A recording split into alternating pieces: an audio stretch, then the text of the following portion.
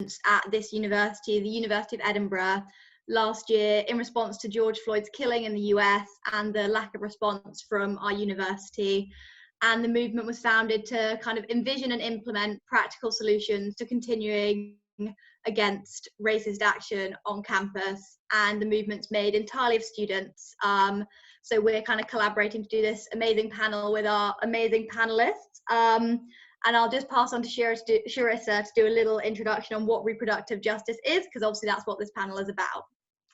Right, so to the point, reproductive justice encompasses all the action women globally need to ensure they are treated equitably. So the reproductive justice framework acknowledges the way that socioeconomic status, gender, and race shape reproductive healthcare experiences for women and hence women's well-being in general. So I think quite aptly, the factors that affect the reproducers and the reproduction of a population are the same factors that affect a population. So reproductive justice is everyone's concern, no matter if they're a male or female, no matter whoever. So yeah, over to Millie.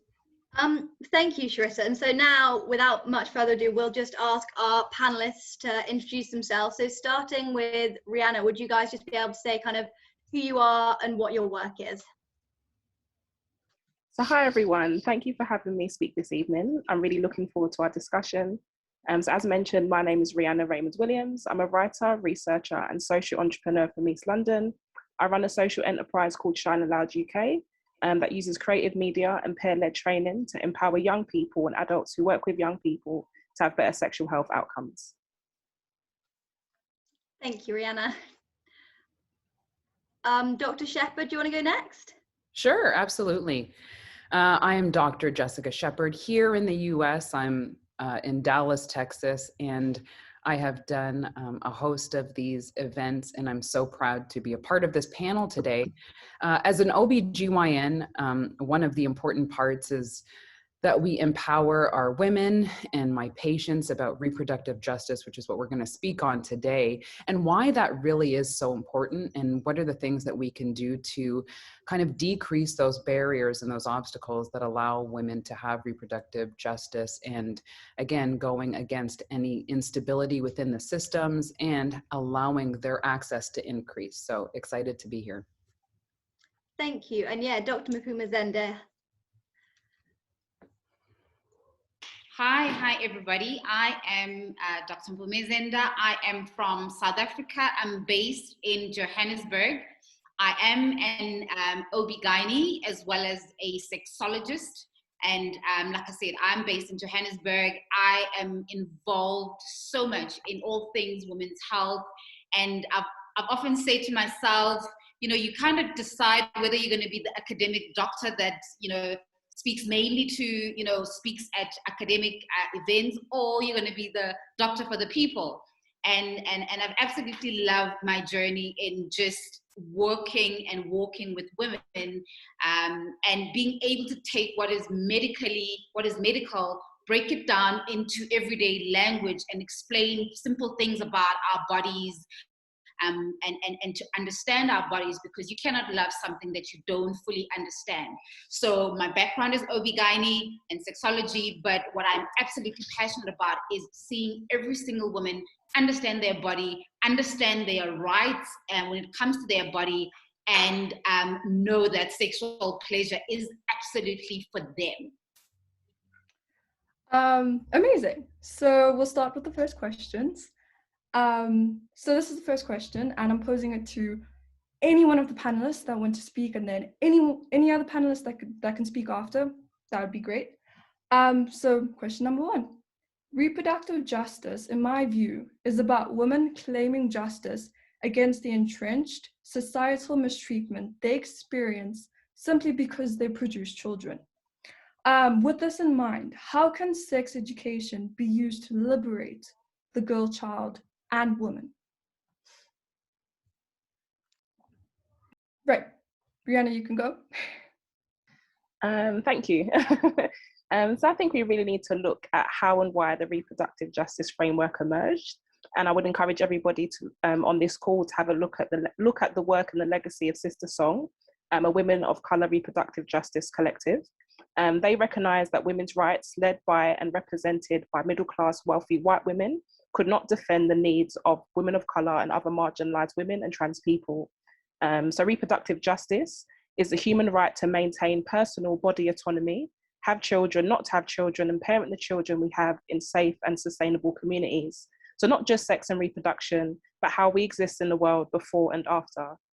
This understanding, coupled with Kimberly Crenshaw's work on intersectionality, encourages us all to think about those who exist and struggle to exist and experience injustice because of their race, class, gender, ability, and sexuality.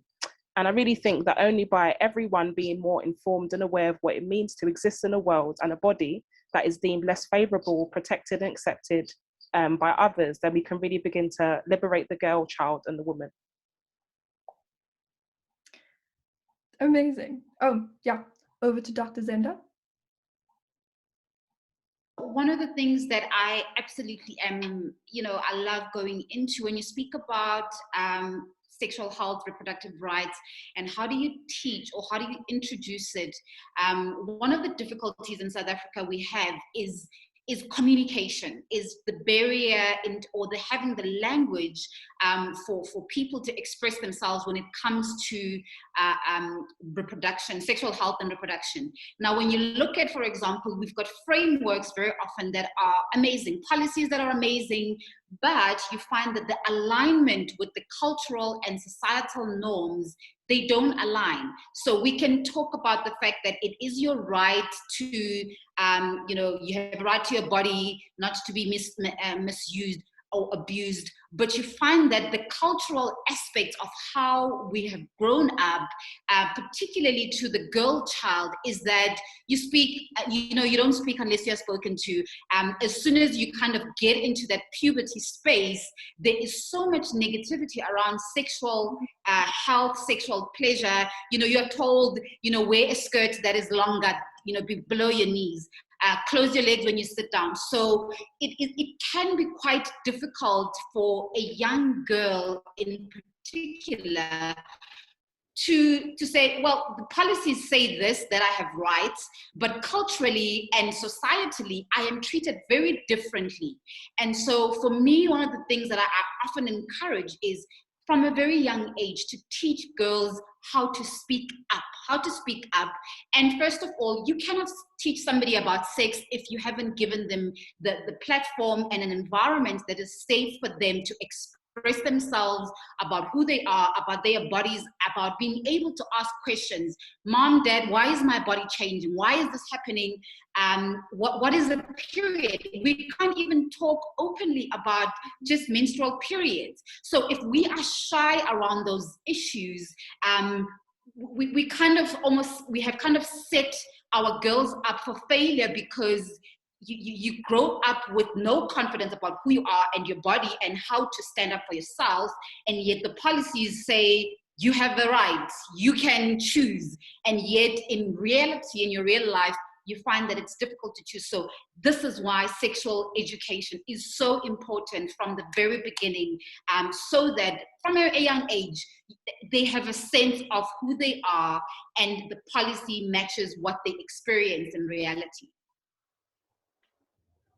Oh yes, Dr. Shepard, that was amazing. Yeah, thank you. That was great. I just wanted to really add to that it is very true that we have to change the narrative from a very early stage, and not only with girls. I think that these are the conversations that boys and men also need to hear, because the personal health behaviors that both males and females are allowed to exhibit, or the outcomes that are deeply influenced by the social context and where we live and the culture, and whether that's just the culture of where you live, religious belief, ethnic belief. I think that forms a lot of how we're able to think of ourselves as sexual beings and have a sexual identity. And then, compounded with that is that as you go forward and start to make decisions that impact your sexuality, whether that's with family planning, whether that's with abortion, whether that's it now, instead of an individual choice, that reproductive justice becomes everyone's choice. which really it should be something that's individual, that's discussed with a healthcare professional, and you should be able to make that choice without any shame, without any embarrassment. But that context really starts at an early age, and it's something that we need to change very early on with both men and women, girls and boys. Oh, yes, that was really great. Thank you, Dr. Shepherd. So what I'm hearing is that sex education needs to be usable, right? I think in like context specific as well, catering to the specific girl child in the specific context, or else it's not going to be usable, and that's where the power comes from. Okay, so our next question, let's go on to our next question. Question 2. How can we break down cultural barriers, which is kind of linked to what we'll be talking about? How can we break down cultural barriers and/or resistance to the idea of holistic sexual education while still respecting different cultures? So is this possible? Should we even respect cultures that don't respect women? That's a tough question. I think, that really goes down to, who we, or how we actually create in each of our little communities and villages of who we are as a society. There's like micro kind of environments, and then obviously you have your macro environment, which is everybody. But a lot of that actually goes down to legislature and what's allowed overall. And I think many times you'll find that sex education or anything that has to do with reproductive justice, when it comes to legislation, one, the people who are making all the rules are usually men, and then it's usually created in a way that is to oppress women. So I think, that's one of the areas that can help then be the catalyst to change that you'll see in cultures. But I think that's a very, very tough question. So I hope someone else has a better answer than me. Dr. Zenda?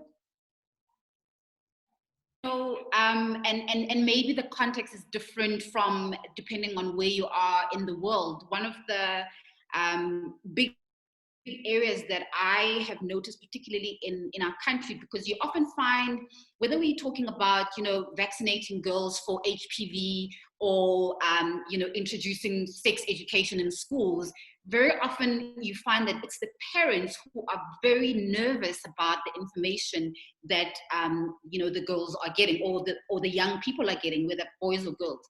And so one of the things that we cannot ever undermine, and particularly our context is very steeped in, acknowledging family, acknowledging the importance and the role of parents.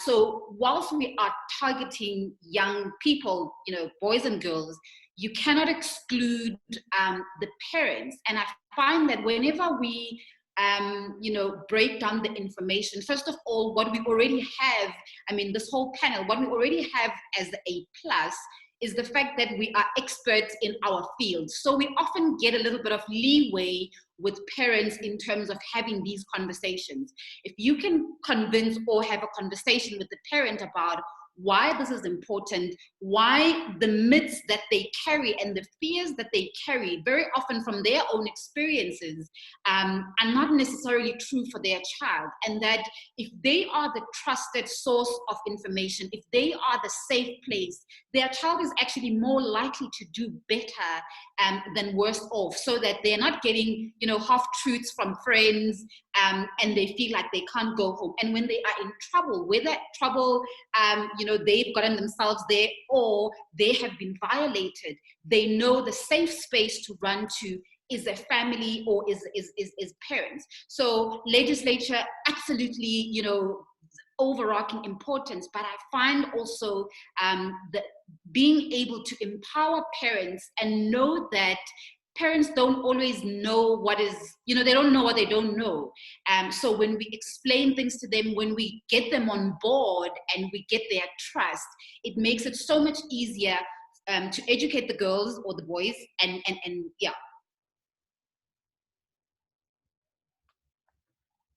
I think I'll just, sorry, yeah. I think I agree with what's been said so far completely. But I think obviously the law exists for a reason, as we've spoken about already. So anything that has the power to inflict harm or hatred obviously shouldn't be permitted. But James Baldwin says quite clearly, we can disagree and still love each other unless your disagreement is rooted in my oppression and denial of my humanity and right to exist. So I say that because I feel that oftentimes we might not agree with perspectives of people or what viewpoint they come from, but as long as their perspective doesn't infringe my human right to exist, to live and access services. I'm obviously going to speak from a UK context. So I live in London and I work in London.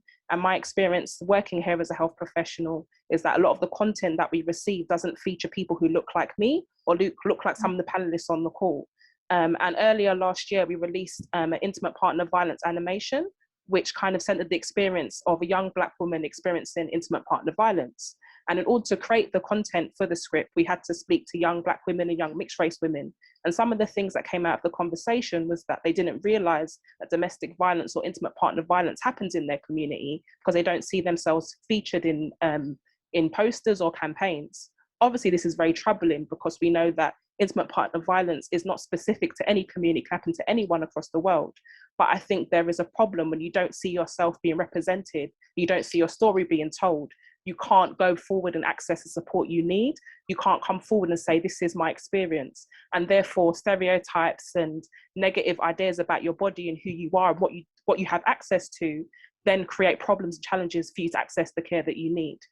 So all in all, I think there's a lot of work to do overall, but I do think there's a need in culturally sensitive resources and provisions that exist for people who are particularly advantaged because of their lived experiences.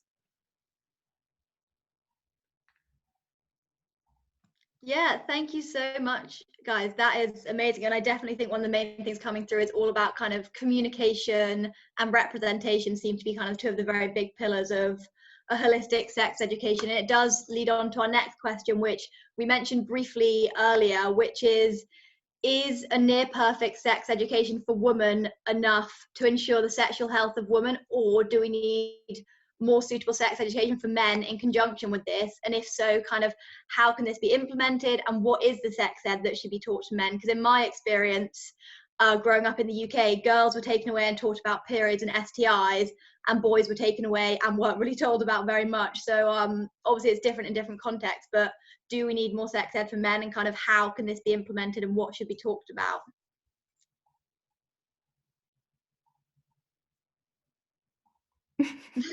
Who wants to go first? I'll go first. I really think that we've exhibited quite well throughout the discussion up until now that legislation or what is taught is very patriarchal and misogynistic. So there is a tendency that you're going to see that it shifts more of the blame and the shame and guilt towards the woman. And then also, you know, all the decision process, even though when you think of sexual intimate acts, it requires, you know, more than one person, but all of the responsibility is most times shifted to the woman. And if a mistake is made, the woman usually feels kind of that blowback. So I think one, it needs to be, I think that there can be options. I think at the end of the day, there should be options on how sex ed is taught. You have to think of how people take in information, their environment when they receive information. And that's one of the things that we've done not a great job at, is it's this templated education, which when you think of sexuality in general is very fluid and it's very dynamic and it changes over time. And so what one person might hear, that may be the first time that they're hearing anything about sex ed. And then you might have someone who's a little bit more mature in the topic, and therefore it's not really information that's for everyone at that time. And then, you know, deciding if you want to integrate the groups when you discuss that, so that there's shared responsibility and that there's accountability as well. I think accountability is something that we need to definitely focus on when we talk about males and sexual education, is that there's also accountability on their part. Thank you so much. Who wants to go next? I'm happy to go, yeah. So I think I completely agree. I think there's definitely something to be said about, I guess, education that focuses on everything as much as possible and not just the biological function of like sex and procreation or reproduction, but everything such as human rights, the law, colonial legacies, pleasure, sexuality, access to services and organizations. I think also in the school system, when we think about it, there's a lot of focus on academic attainment, which is great. You know, people want to achieve high academic grades and get good jobs and get a good income. But I think we do with young people a disservice when we don't incorporate health and wellness into that curriculum. And I think mental health should be a big part of that also. So thinking about, I guess, our health and well-being holistically, which includes reproductive health, of course. I also think that there's a group of activists and community members across the world doing this work. But unfortunately, it relies on capacity and funding, which means that a lot of these programs are short-lived and don't continue to follow on through because they haven't got the means that they need to move forward. So I think governments need to really invest in education that has the ability to really empower people, teach them about their self, and help them understand that, I guess, the whole package of sexual health and what that really looks like. Thank you. I think I won't add much more to that, but I absolutely love and agree with there is a space where both the boys and the girls, the men and women, have to be integrated. You know, one of the things I often think about is when you are educating or when you're empowering somebody, you are investing and you want to see that product and you want to see them become somebody, not just for themselves, but how they are as a father, you know, with their pregnant wife or partner, for example. So it's not just about, yes, there must be accountability, but also on the positives. When we are investing in education or investing education in people, it's so that they can be, you know, holistic in their approach. In relationships, how do you behave in relationships for both men and women? When someone is, like I said, when someone is pregnant, the responsibility of contraception, I might be the one taking the pill, but if you can remind me, that goes a long way. So it is definitely all the things that have been mentioned: accountability, shared responsibility, and also just being able to relate to one another, the differences, so that you understand what works for me doesn't necessarily work for him or her, and being able to integrate and relate well to one another is quite an important one. Thank you so much. Yeah, and that all makes so much sense. A lot of talk about accountability and responsibility. And I think you all as well mentioned information, and as much information as possible. And that takes us on to our final big panel question. After this, we'll have questions from the audience. But I think the final one's a really interesting one. Is enough research being done about female contraceptive options, and how can we better understand the options women have access to and limit the negative side effects that might be related to them? Because on a personal level, I think because the pill was seen as such a kind of feminist innovation, it was very hard for a lot of people to accept that actually for a lot of women, the pill might actually have negative mental health effects for a certain amount of women. And so kind of, do we need more research into female contraceptive options, and how can we better understand these options and limit negative side effects? Yeah, I'm happy to go. So I can talk about my experience, I guess, in the UK again. And during my master's, I was able to conduct a qualitative systematic review. And that basically looked at the attitudes and values of Black Caribbean women in the UK, because there was a report that was produced by the British National Survey of Sexual Attitudes and Lifestyles, called NatStyle 3, which basically said that Black Caribbean women use emergency hormonal contraception more than any other ethnic group. And obviously emergency contraception says what it does on the tin, it's only meant to be used in an emergency. But if Black Caribbean women are using this more, it kind of suggests a few things, such as Black Caribbean women have had a lot of contraceptive failures. They're not on long-acting forms of contraception, and some may be using emergency contraception as an additional method. Either way, all of these are assumptions because there's a lack of data on the lived experiences of contraceptive use and sexual health behaviour, attitudes and motivators for Black women. So I'm not sure if that's the case in other countries with the panelists, but definitely here in the UK. And for my PhD, I hope to be kind of exploring these themes and looking at themes such as contraceptive access, pleasure, pregnancy, and a few others. I also think there's a need to really confront the colonial legacies of contraception and the fact that Black women's bodies have been used as guinea pigs over centuries to kind of understand how contraceptives act and respond to the body. And for that reason alone, creates a lot of resistance amongst particular groups about accessing contraception, which is something that's not talked about enough. So for example, a young racialized woman might go to a healthcare provider and speak about contraceptions making her infertile. And that might be dismissed by the provider because they're not aware of the legacies that the kind of history that exists behind this idea. There's a truth in that, and I think it needs to be confronted. But overall, I definitely think there needs to be more research into contraception. We know that contraception is good for preventing pregnancy, but not necessarily enough about how it impacts people's bodies and how that differs from different ethnic groups and ages, and kind of what support is available for people to access the contraception they need to prevent pregnancy. Thank you so much.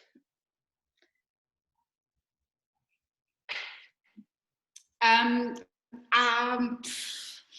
want to take a slight tangent on this one, in the sense that one of the concerns that women express a lot is the burden of contraception sits with them a lot. So whilst there are a lot of options, I think there is definitely a lot more research that is done around female contraception, but to share the burden, I don't think there's enough that's being done when it comes to male contraception. For example, in my country, what is currently available is condom and vasectomy. But vasectomy, for example, I mean, 70% of our country is Black, and a lot of Black cultural, Black men, when you speak to them about vasectomy, for example, they're like, me, never.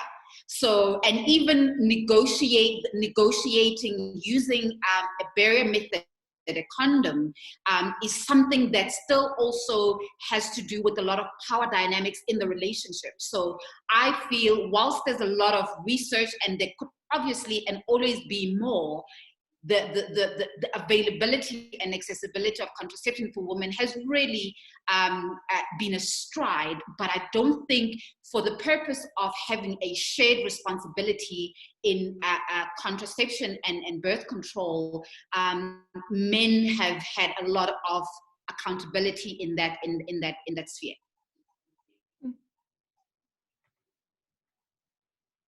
Thank you so much, Dr. Zenda. Dr. Shepherd, would you like to add anything?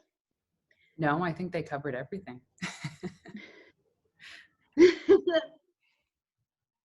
Well, thank you so much for those amazing responses. It's really interesting. Well, it's now time to switch to questions from the audience. If you guys have any questions. Perfect. Someone has already sent one in. I will go to the second one because we briefly just talked about male contraception, but Quinn has said, what suggestions do you have for how we can make reproductive justice movements inclusive of trans people and others who aren't women yet still bear children? Really interesting question, if anyone would like to take that up.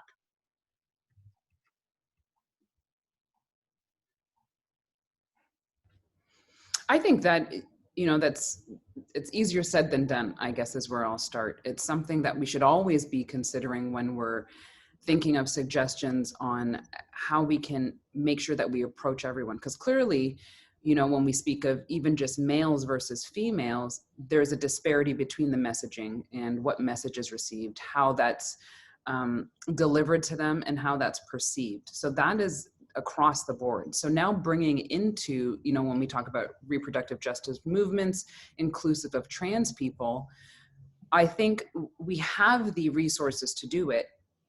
We need to actually get it done, because we haven't even gotten to the point where we're able to use a kind of an equal foundation when we speak of just males and females.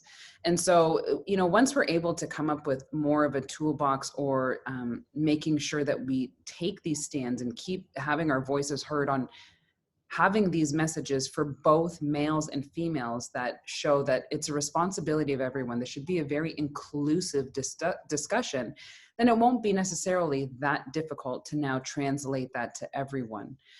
So I think that there are steps that we have to take initially. And once we get that, that can really be a broad approach to how we talk about sexual intimacy, sexual acts, reproductive justice, and making sure that you actually ask the community. Asking the community of trans, what is important to them? What is important to you when you hear messaging, and what resounds with your community? And many times when we hear of information that's being delivered from top down, it's not asking, what do you value and what is your value system, and what discrimination have you had, and how can the messaging change? And also some of the struggles, not everyone is a male or female or trans.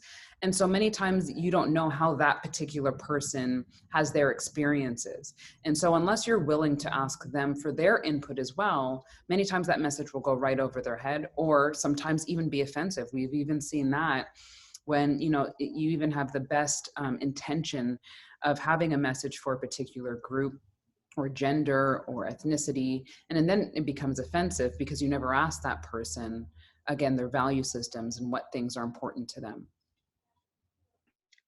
Thank you so much. Rihanna, do you want to add to that? Yeah, I think I'm just going to add to that. I think in saying that, I think it's important to include the people who are most marginalized in the research and provision, design and delivery. And I think oftentimes, I guess services are designed without these people who are most vulnerable in mind. So it's almost like you're creating something for somebody, but you have no knowledge about their lived experience. So I think it's about co-collaboration of services and service design to really understand what are the needs, what are the values, how do they most engage with services.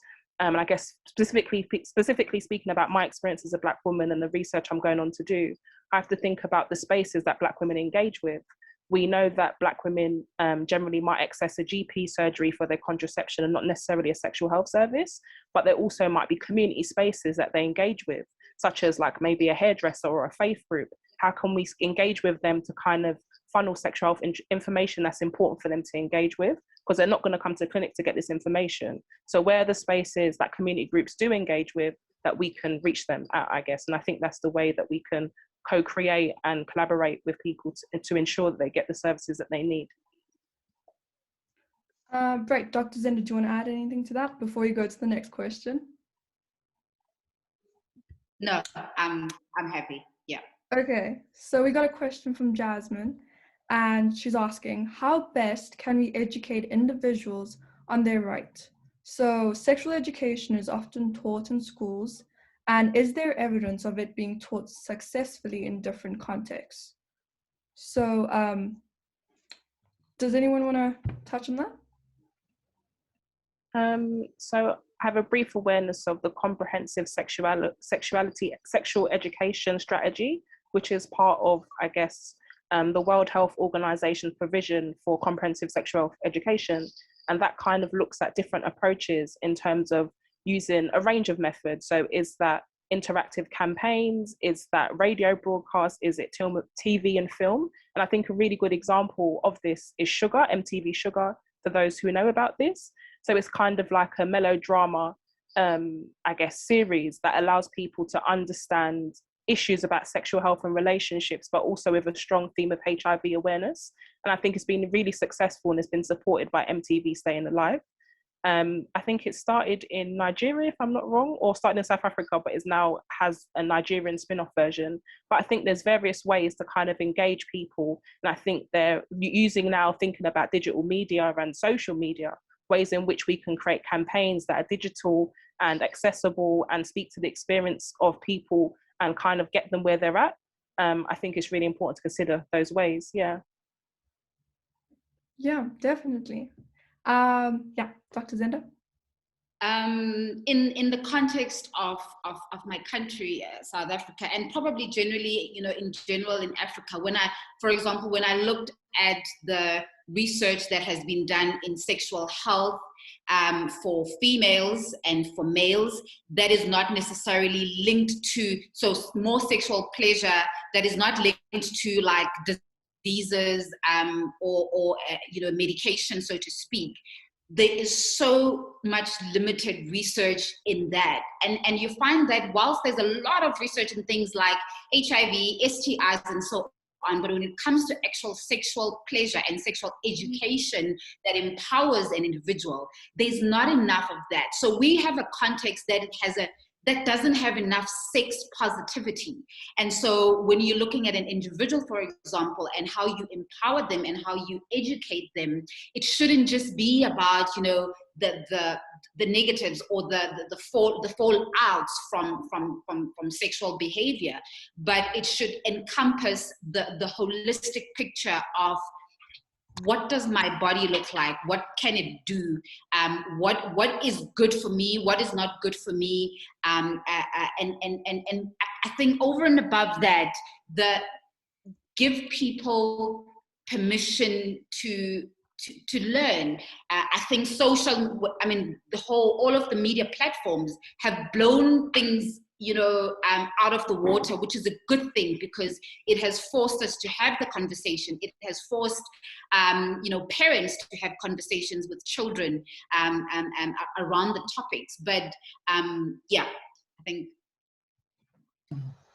I just wanted to add to that. I think that was excellent.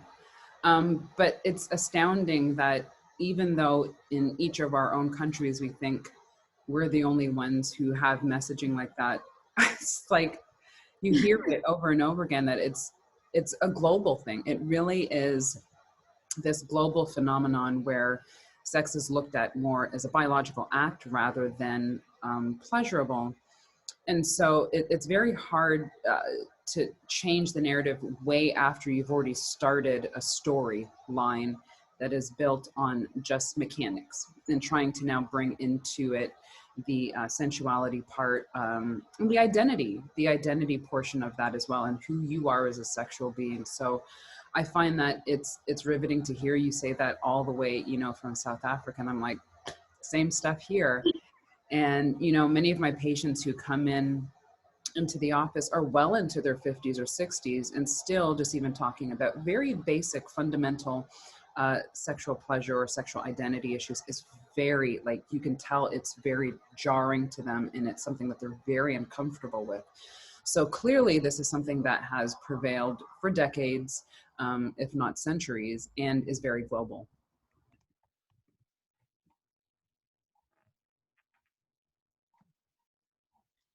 Thank you so much, everyone. Those were some really great answers. So the next one from the chat, and everyone keep sending questions to the chat if you have any, is from Jomal, and it says, how can educators promote reproductive justice in a way that is non-sexist, mass-oriented, and democratic? And what teaching strategies can we create to integrate sex education in our lessons? So this is kind of what can educators do, which is a really interesting way to look at it.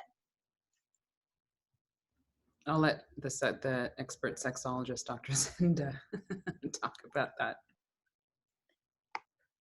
Yeah, it's a bit of a difficult one. I think we've kind of touched a little bit on it, because you have to think about context. You have to think about someone's values, and so even as educators, you have to be sensitive to that narrative that you are speaking to. And I think in the question you mentioned something about how do you educate masses? If you're gonna target people from a mass perspective, you're gonna miss the marginalized. You're gonna miss the ones that have been maybe how do I say, shut or don't have a voice to speak for themselves. So you've always got to cater the education to the community, to the individual, to the context of where somebody comes from. Also, it is much easier for somebody to receive information if it is done in the way that they understand best. I mean, one of the things we push a lot is being able to translate any kind of educational material, particularly sexual material, into the 11 languages that we have in our country, because there is something about the way that you say a certain word in English that is acceptable, but is 100% derogatory in a different language. So it cannot be a one size fits all. You always have to be catering for the individual in their context, so that people also feel valued, feel seen, and feel like whatever is being given to them is actually, it's got them in mind. I think that last statement that you made was so important, keeping them in mind. Again, goes to the statement of knowing your audience and making sure that you've met the needs of them, and not just generating information that is just so high level, so high tech, so high just biological, that one, it's not engaging for anyone to hear. Two, it's not inclusive of all the different experiences we have. And then in three, making sure that we discussed before different categories within who we are as a population, whether that's male, female, trans, like what that really means, and digging deep into that to make sure that the message resounds with everybody.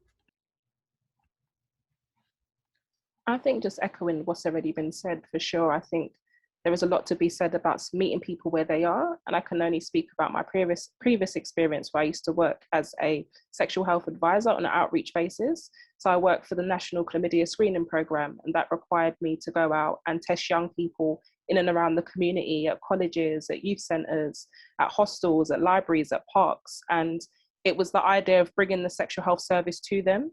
So in the same way that we are able to bring the service to them, I think we need to trial the same things with other community groups and see how it is that they would want to receive the education. I also think there's something about understanding that not everybody else is in a classroom. Some people are not in education, some people are in foster placements, some people are not even attending school, some people are incarcerated. How do we get the education that we need to these different communities? And I think it's about, as I mentioned before, co-collaboration with these groups and understanding what their needs are, and kind of designing and creating provisions that meet their needs. That was amazing, and full answered by everyone. The next question by Meryl, I'll read it out. I'm from the Philippines, and contraception is still very taboo, as it is a predominantly Catholic country. How should we approach and open up to friends and families about the topic of sex and contraception when there is a cultural/religious system that prevents these kinds of conversations? So I have a very quick one-sentence answer for this. Forums such as this, finding the community that is willing to give you information that is relevant, that is evidence-based, that is, it caters to who you are as a person. You're able to ask these types of questions, but finding your community, because sometimes we think the only people we can get information from is from our families, and sometimes that's not always true, nor is it helpful. So I think that you have communities that are out there, and being able to speak to people from all over the world today in this forum is amazing, and I'm learning so much. Brianna or Dr. Zenda, would you like to add to that?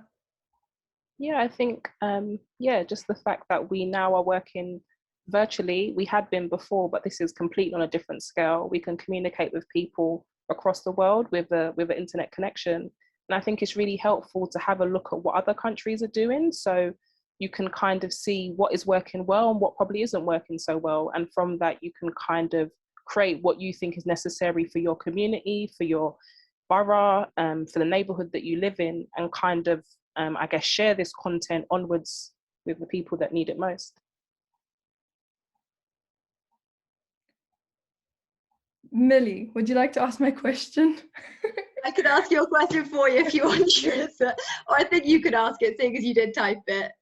Right, so this may be a trigger warning for some of our participants, but I just thought it would be really interesting to look at it from this perspective, sex education. So I study philosophy, and recently in my philosophy course, I read an article about rape and how it is strictly defined from a white male point of view in national legislation. So how can we define rape from a point of view applicable to everyone?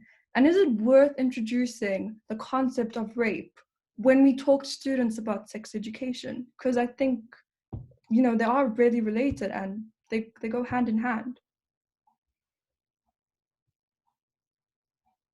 So I think there is definitely a need to talk about consent, and with consent, I guess you're talking about rape and sexual assault and everything else in between that, sexual harassment, unwanted sex, everything.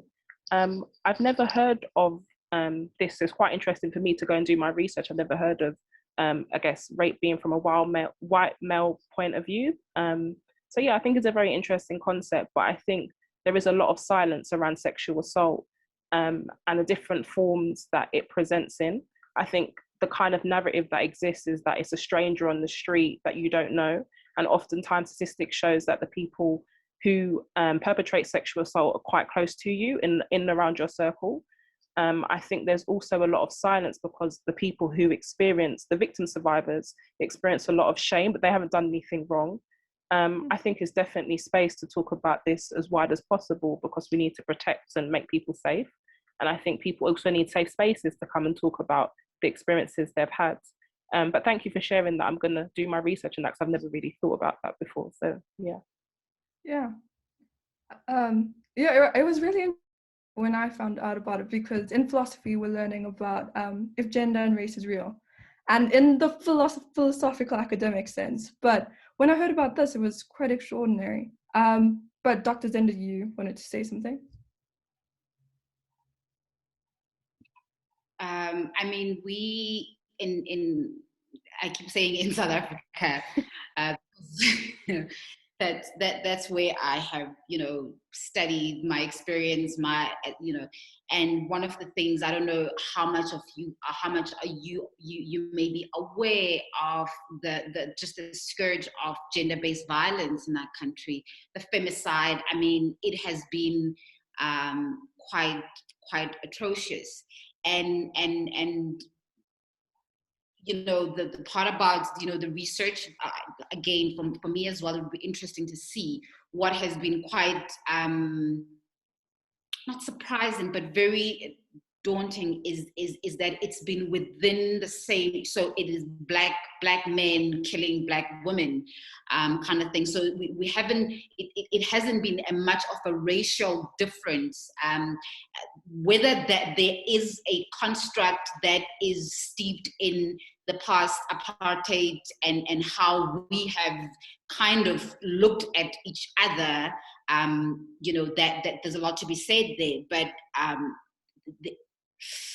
when it comes to gender-based violence, I think going back to sex education, it is so important to look at people as human beings, empower people as human beings that can treat one another as human beings and value each other's, choices, values, consent. Very often there isn't enough education or just expression when it comes to the males in learning what is consent, what actually does no mean. So those are all the things that when it comes to gender-based violence, particularly because we see so much of it in my country, is we might have not have looked at it from a racial perspective because we see so much of it within the race, basically.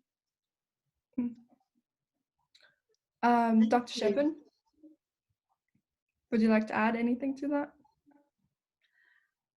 I felt everything that Dr. Zenda said was, again, it resounds, and I think that, if we were to look at it statistically, there might be higher numbers of that type of incident happening, what she's discussing there, because that's her experience. But I find that, when we think about just the power of saying no, that is something that's not given power for people to say. It's like we tell them to do it, but then we're not actually giving them the power to say that.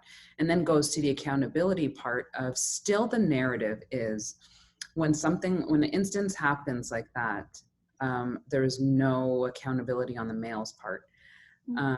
And the fact that women still feel it was their fault means we have a lot of work to do, because many times we can tell them over and over again, it wasn't your fault. And yet deep inside, they still feel that they're getting that messaging from somewhere. And we have to change how internally they feel about that. And also from the mental health perspective of that for long term, how that impacts them in their life later on. I think mental health is something that we often neglect, and we need to pay more attention to that when we think of how we are approaching young women and women about sexual assault. Thank you so much. Yeah, that's amazing. And I think one final question, because of time, but we've got one final question from Emily. who asks, the Netflix show Sex Education was a huge hit. Do you think mainstream media such as film and television have a role to play in sexual education? And do you think shows like this are predominantly helpful or problematic? I think for sure, of course they have a role to play. And I think it's about centering, making sex education commonplace and not just something you access at a clinic or a GP practice or somewhere specific, but in everyday conversation, everyday things that we engage with. So I think Sex Education is a good show. There was recently a show called It's a Sin, which talks about the HIV epidemic in the UK. There's other shows such as Some Girls, Chewing Gum, MTV Sugar, as I mentioned. There's so many shows that talk about sex and sex education, from sexual assault, HIV and STIs. And I think television, film, media has a big role to play in creating that education and empowering people to make the right decisions and choices. Yeah. Mm-hmm. Yeah, I think that there are good options out there. I think mainstream media, though, creates this Cinderella story quite often. And also, it's quite misogynistic, and it's this silent message of how the roles are played of men and women in relationships. When something happens, who's at fault? If unintended or unplanned pregnancy happens, who's at fault? So I think that there are good programming, yes, for sexual education, as Rihanna just mentioned, but it's almost like someone has to tell us where to find it. Now, when we look at mainstream, the things that kind of are just out there for everyone to see every day, I still believe, if you look at music, how music impacts, again, how we visualize roles and what a female is to a male, I think we have a lot of work to do there. And hopefully that we can make change in mainstream media